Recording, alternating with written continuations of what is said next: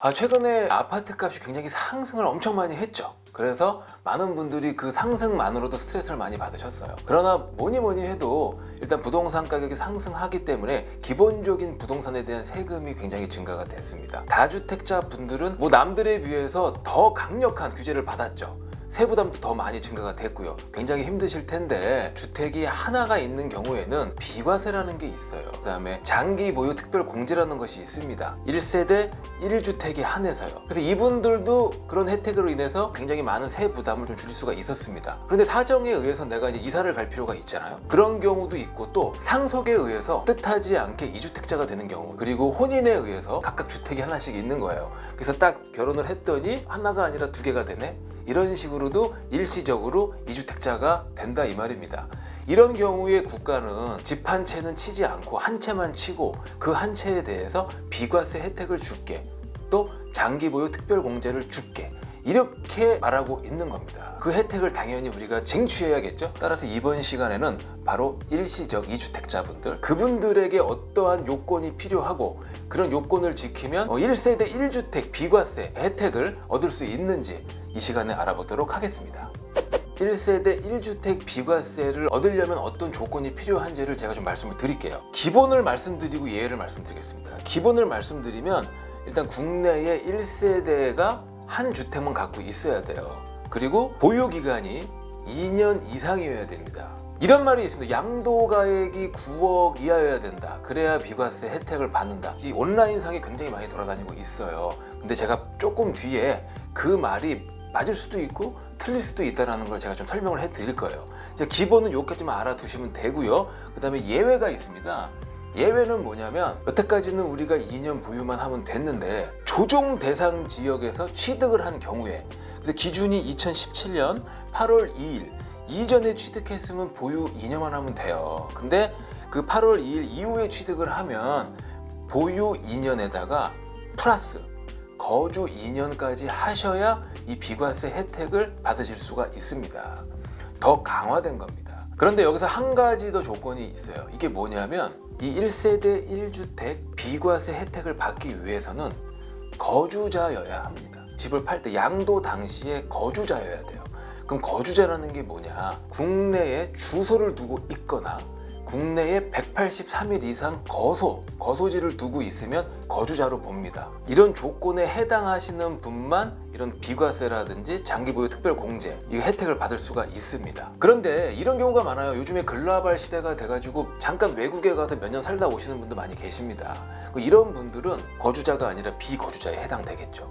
그런데 이런 분들이 그냥 외국에 가시는 게 아니라 자기 집은 전세를 주고 이제 부모님 댁에 전입신고 같은 거를 해요. 주소지를 두고 있으면 거주자다 했으니까 본인들도 나도 거주자겠지라고 생각할 수 있는데, 이런 부분은 집안마다 다르기 때문에 반드시 전문가인 세무사분하고 상담을 하셔야 됩니다. 그래서 본인이 비거주자다 그러면 거주자가 된 이후에 이런 조건들을 충족시켜야 됩니다. 자, 그리고 제가 아까 이런 말씀을 드렸죠. 방금 전에 비과세 혜택은 양도 당시 실거래가액이 9억 이하여야 된다. 요거는 반은 맞아요. 근데 요거는 잘못하면 남의 집안을 풍비박산 만들 수도 있는 겁니다. 왜 그러냐? 9억이 넘는 집은 비과세가 안 되냐? 그게 아니에요. 9억이 넘어서 15억이 돼도 9억까지는 비과세로 처리를 해주는 거예요. 15억이면 6억이 초과됐죠. 그 6억 초과된 부분에만 이 비과세도 비율이 있거든요. 그 비율을 적용해서 부담하겠다. 이런 거예요, 내용이. 반드시 비과세 요건을 갖추고 9억까지는 비과세를 받으십시오. 보유 기간을 계산할 때 말이죠. 다주택자 분들이 나중에 다주택을 하나하나 정리해서 마지막 남으면 과거에 들고 있었던 기간까지 다 보유 기간으로 쳐줬어요. 근데 올해 1월 1일부터는 달라집니다. 3주택자를 예로 들게요. 세 번째 집을 팔았어. 두 번째 집을 팔았어. 한 채가 남습니다. 이 한 채가 남은 시점부터 보유와 거주 기간 계산이 들어가요. 그럼 거주 기간 계산은 갑자기 앤디가 왜 말하냐? 그거는 어디에 특혜를 받을 수 있죠? 장기 보유 특별 공제 할 때 거주기간이 이제 필요하죠. 그때 혜택을 볼 수 있다는 겁니다. 근데 그 기간 계산할 때 시점을 나머지 주택을 다 정리하고 주택 하나 남았을 때부터 시작이 되는 거예요, 계산이. 1세대 1주택 비과세 혜택이라든지 장기 보유 특별 공제를 잘 받으시려면 이렇게 준비를 이제 하셔야 됩니다. 근데 여러분이 이렇게 알면서도 제 경험도 마찬가지예요. 알면서도 막상 양도하는 시점에 뭐 집 내놔야지, 집 보러 오지, 공인중개사 전화 오지 막 하는 시점에 이런 걸 놓칠 수가 있어. 제가 아는 분도 그렇게 실수를 하시더라고. 그분은 집값이 왕창 뜨기 전이었어요. 한 4,800만 원을 원래 안 내도 되는데 냈습니다. 그러니까 여러분은 지금 집값이 더 떴죠. 그럼 실수하면 몇천 단위가 아니라 뭐다? 몇 억 단위로 간다. 큰일 납니다. 일시적 2주택, 2주택, 2주택 막 이러는데 이거는 헷갈릴 수가 있어요. 왜? 2라는 숫자가 자꾸 등장하잖아. 그래서 제가 개발한 방법이 있습니다. 우리 어렸을 때 투명 망토를 뒤집어 쓰면은 보이지 않죠. 투명 망토 하나를 제공하는 거예요. 혼인이라든지 지금 이사 목적이라든지 그 다음에 상속이라든지 증여라든지 이런 경우에는 국가가 투명 망토를 증정을 합니다. 딱 한 장입니다. 그래서 그 한 장을 씌우라는 곳에 씌우면 돼요. 이사 갈 때는 반드시 기존의 주택을 팔아야 돼요. 새로 장만한 주택은 혜택이 없습니다. 투명 망토를 새로 장만한 주택에 딱 씌워버리면 내 눈에 뭐만 보입니까? 기존에 있던 주택만 보이죠. 한 채밖에 없죠. 그 한 채 비과세로 정리하시면 됩니다. 근데 기간이 있어요. 일반적으로 3년 이내에 첫 번째 집을 팔면 됩니다. 예외는 뭐냐면 두 집이 다 조정 대상 지역에 있을 경우에는 날짜가 중요합니다. 2018년 9월 13일 이전에는 3년 이내 매도하면 돼요. 근데 2018년 9월 13일 이후부터 2019년 12월 16일 이전까지는 2년 이내에 매도해야 됩니다. 그리고 2019년 12월 16일 이후에는 1년 이내에 매도하고 새 집에 전입을 해야 돼요. 온 가족이 다. 그러나 1년 이내에 전입까지 하려면 그 집이 비어 있어야 된다는 얘기죠. 안 비어 있을 확률도 꽤 있는 겁니다. 세입자가 살고 있으면. 그럴 때에는 국가가 한시적으로 좀 허용하는 기간이 있어요. 전세 기간이 아니라 계약이 2년 주기잖아요. 세입자가 있는 경우에는 최대 2년까지는 봐줄게, 그 안에 전입을 해라 합니다. 그런데 여기서 또 한 가지 문제가 이제 생긴 거죠. 계약갱신 청구권이 있잖아요. 그러니까 이런 경우의 케이스도 염두에 두시고 매수를 하셔야 된다는 말씀을 드리고 싶은 거예요, 저는. 서울은 사실상 전 지역이 다 조정 대상 지역이잖아요. 서울하고 뭐 지방거 갖고 있다가 헷갈릴 수가 있습니다. 어디서 또 헷갈릴 것 같은 줄 아십니까? 저는 알고 있어요. 대구 수성구가 말이죠. 한동안 투기 과열 지구였습니다. 근데 재미난 게 조정 대상 지역은 아니었어요. 그래서 조정 대상 지역에만 해당하는 규제가 거기에는 그 기간 동안 매수를 하신 분들한테 적용이 되질 않습니다. 최근에 조정 대상 지역으로 지정이 됐습니다. 대구 수성구가. 여러분이 이것까지 생각하기 너무 어렵습니다. 요즘에는 세금이 몇 억 단위가 될 수 있는 거죠. 집값이 너무 상당히 올랐잖아요. 가끔 보면은 공인중개 사무실에 세무 상담이 써 있어요. 근데 거기서 세무 상담 받는 거를 100% 믿지 마시고 전문가한테 받으실 때 돈을 지급하고 받으십시오. 그 수임 계약이죠. 그럼 거기에 문제가 생기면 법적인 책임도 더 크게 지니까 반드시 돈을 주고 의뢰를 하셔라. 두 번째는 결혼을 하는 겁니다. 이때는 정부가 주는 투명 망토를 본인들이 원하는 집 아무데나 씌워버리면 돼요. 중요한 거는 반드시 팔 집이 비과세 요건을 갖고 있어야 된다는 거예요. 이 투명 망토를 빌려주는 기간을 5년으로 했어요. 그래서 5년 이내에 아무 쪽이나 하나 팔면 돼. 요 상속은 제가 기본적인 얘기를 하고 또 재미난 얘기를 드리려고 그래요. 아버지가 집을 주셨어. 나는 어쩔 수 없지, 뭐 상속 받았으니까. 집을 포기할 수는 없잖아요. 돈인데. 받았더니 2주택자가 된 겁니다. 그러면 나는 일시적 2주택자로 이제 봐주는 거예요. 얼마큼 봐주냐? 기간에 제한이 없이 좀 쭉 봐줘요. 길게 봐줍니다. 그런데 이 재미난 게 있습니다. 상속이 집이 두 채가 올 수가 있잖아요. 더 재미나는 건 형제야. 형제가 각각 집 한 채를 받았어. 그러면 어떻게 될까요? 요게 중요합니다. 투명망토는 몇 개 준다고 그랬죠? 단 하나만 줘요. 그거를 쓸 때 아무나 쓸 수 있냐? 아닙니다. 어떤 집을 받느냐가 중요합니다. 집이 두 채 이상일 때 망토를 씌울 수 있는 집은 피상속인의 보유기간이 가장 오래된 집이에요. 근데 둘 다 비슷해, 보유기간이.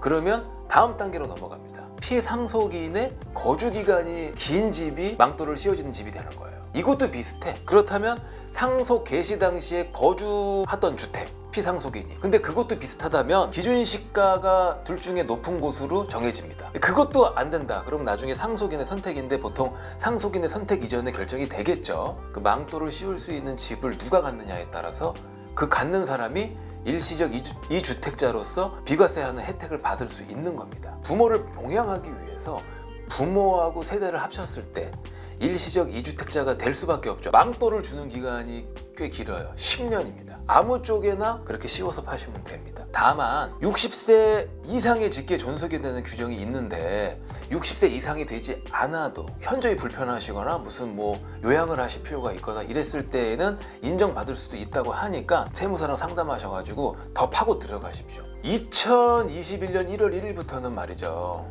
분양권도 주택에 포함이 됩니다. 첫 번째 집을 비과세로 팔기 위해서는 정해진 시간 내에 망토를 덮어 씌워야 된다는 얘기입니다. 근데 분양권은 망토를 씌울 집이 없잖아. 그래서 정부가 어떻게 예외를 두냐면 완공이 되면 눈에 보이죠. 완공이 된 이후에 2년 이내에 온 가족이 전입을 들어갑니다. 들어간 다음에 1년 이상 거주를 하면 기존 주택에 비과세 혜택을 주겠다. 지금까지 제가 말씀드렸던 보유 기간은 제가 기준을 2년 정도로 잡았습니다. 매도가액이 9억 이하이면은 그 정도면 충분히 비과세잖아요, 그죠? 근데 9억이 넘으면 제가 뭐라고 말씀드렸어요? 9억이 넘는 초과 부분은 세금이 과세가 된다. 그러나 요건을 갖추면 그 과세도 적다. 장기 보유 특별 공제까지 받으면 더 줄일 수 있다. 이겁니다. 지금은 그걸 말씀드리고 싶어요. 장기 보유 특별 공제. 2021년 1월 1일부터는 장기 보유 특별 공제가 이렇게 바뀝니다. 그 이전에는 보유만 하면 됐어요. 그냥 이름 그대로 장기 보유 특별 공제니까 보유만 하면 특별히 공제해 주겠다는 거였거든요. 근데 이름은 같은데 내용이 좀 바뀝니다. 거주 요건이 추가가 돼요. 그래서 보유만 해도 80%가 공제가 됐는데 지금은 10년 동안 보유만 하면 40% 공제고요. 10년 동안 보유하면서 거주까지 하면 40, 40에서 그때 80%가 돼요. 거주도 40%를 차지하고 있어요. 이제 거주가 없이 보유만 할 때 있잖아요. 그때 보유할 때는 보유 기간이 굉장히 중요합니다. 어쨌건 40%까지는 공제를 받을 수 있기 때문에 보유 기간이 과연 언제부터 시작되는지, 양도일에 끝나는 건 알아. 그러나 시작이 언제인지 알아야 될 거 아닙니까? 그래야 내가 머리에서 계산을 때려서 내가 캐치할 거 아닙니까? 일반적으로 주택은 취득 시점부터 보유가 시작돼요. 취득 시점은 등기 접수를 한 날과 잔금을 치른 날 중에 빠른 놈이 그 취득일이 되는 거예요, 부동산은.